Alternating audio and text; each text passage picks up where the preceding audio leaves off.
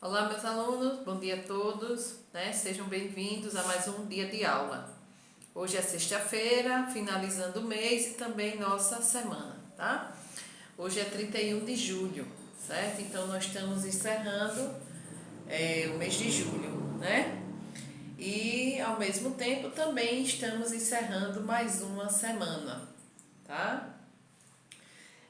A nossa primeira aula de hoje vai ser aula de ética, certo? Então vocês vão pegar o livro de ética, o nosso famoso livro de ética, certo? E vão abrir o livro na página 62, tá? O assunto é esse, o desenvolvimento de uma nação. E vamos ler, certo? Até a página 65. Ele fala sobre o desenvolvimento e sobre nação. Ele diz que, em primeiro lugar, é preciso haver pessoas, habitações, cidades, ruas, né? Municípios, para que haja construção de uma nação. A nação é formada por povos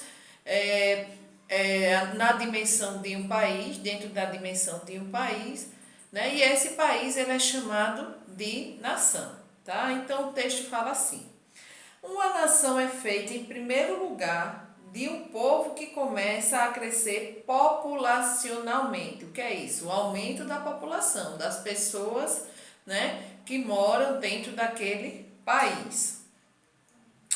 Mas à medida que a população cresce, tudo precisa acompanhar esse crescimento.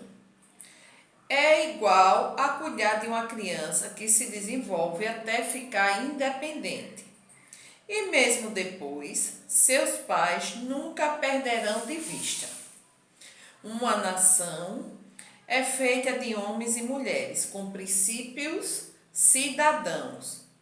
E o desenvolvimento depende desse comportamento. As organizações governamentais precisam ter esse mesmo interesse comum de um projeto que faça o país se desenvolver, mas que não falte o necessário a uma vida digna.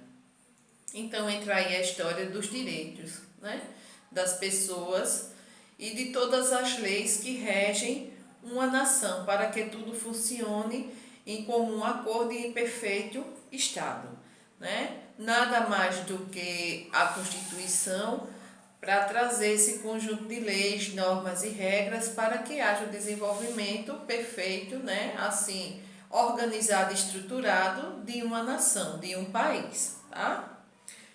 O que seria tão necessário? Cidades saneadas, empregos para todos, salários adequados, menos impostos, saúde para todos e educação. Talvez não compreendamos tudo, mas sabemos que as coisas básicas não podem faltar em uma nação feliz que se desenvolve a cada dia, né? Então temos como exemplo os países de primeiro mundo, né? Os países que são bem desenvolvidos, porque lá tudo funciona em melhor estado, né? São países mais estruturados, onde os governantes trabalham para o bem comum de todos, tá? O maior problema do mundo é a fome. Então a fome é um problema mundial, né? Muitos países têm um índice de mortalidade alta por causa da fome. Ter água e alimento é o que nunca pode faltar na mesa de uma família. São os itens necessários e essenciais para o desenvolvimento, né, e o bem-estar de toda a família.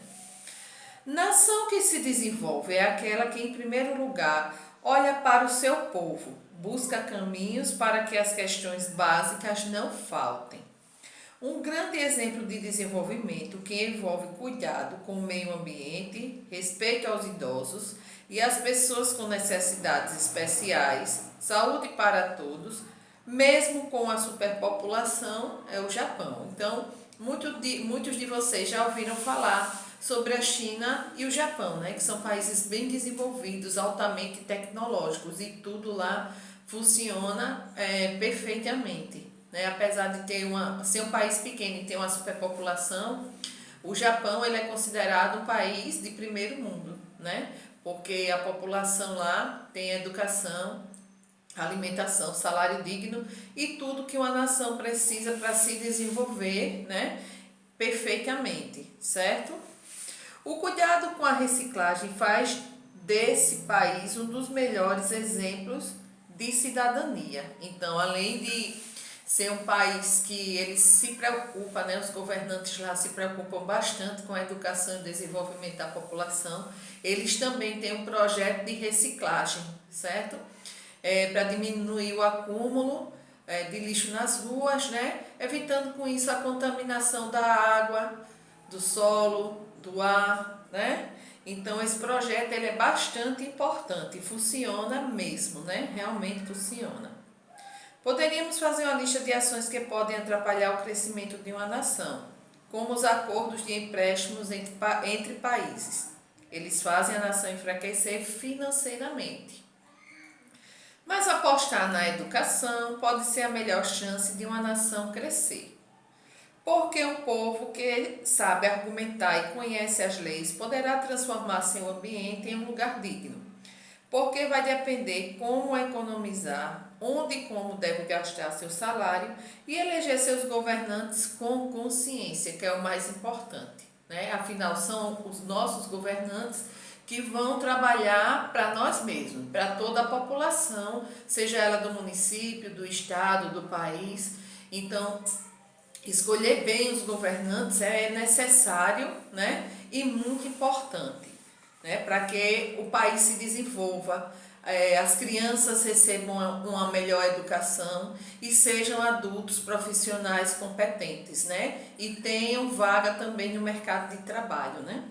Que tudo isso, o conjunto de todos esses itens e fatores e outros mais que estão inclusos, fazem com que tudo flua melhor, né? Tudo flua melhor. A pessoa passe a ter uma melhor alimentação, passe a ter o seu automóvel, passe a ter a sua casa própria, né? Então, quando tudo está organizado, quando tudo está bem, né? Todas as pessoas também ficam bem, certo? O que podemos fazer pelo nosso país e nosso estado? Você conhece a história do nosso desenvolvimento? Então aqui ele fala o quê? Do desenvolvimento do nosso Brasil, do país em que moramos, da nossa pátria, tá? Então, quem não conhece, né? A gente conhece aquela história que os portugueses chegaram aqui, encontraram os nativos, se apossaram das terras, dominaram, fizeram crescer os povos, né, aqui com as miscigenações, a mistura de raças, e assim o Brasil se desenvolveu. Quem tiver curiosidade, quem quiser, vai lá no YouTube ou no Google mesmo e coloca lá o tópicozinho sobre o desenvolvimento do Brasil, como o Brasil se desenvolveu, né? E ler um pouco da história. É muito bom a gente estar informado, né? Informação nunca é de menos, tá?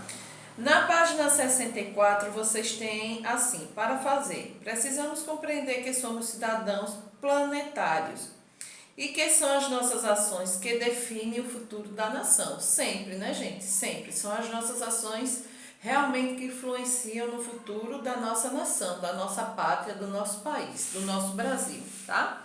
Então, este texto, de modo poético, lembra a todo trabalhador que seu trabalho é importante, porém seu valor é mais, certo? Então aqui vocês têm um texto poético dedicado a todos os trabalhadores.